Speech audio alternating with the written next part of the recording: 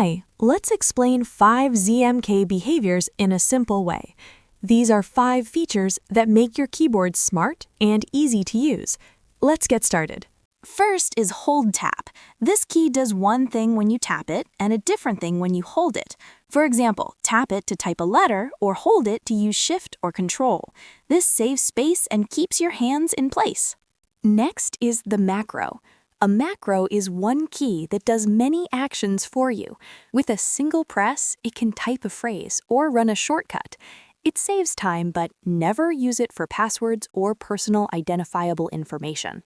Number 3 is combos. This is like playing a chord on a piano.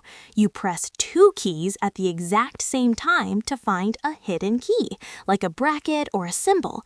It's like having extra buttons without a bigger keyboard. Mod Morph lets one key do different things depending on which modifier you use, like Shift or Ctrl. For example, you can make a key type colon when pressed normally and semicolon when pressed with Shift.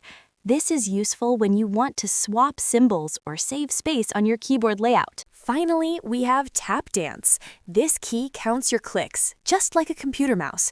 You can tap once for one action or tap twice quickly for a different one. It's perfect for controlling your music or volume.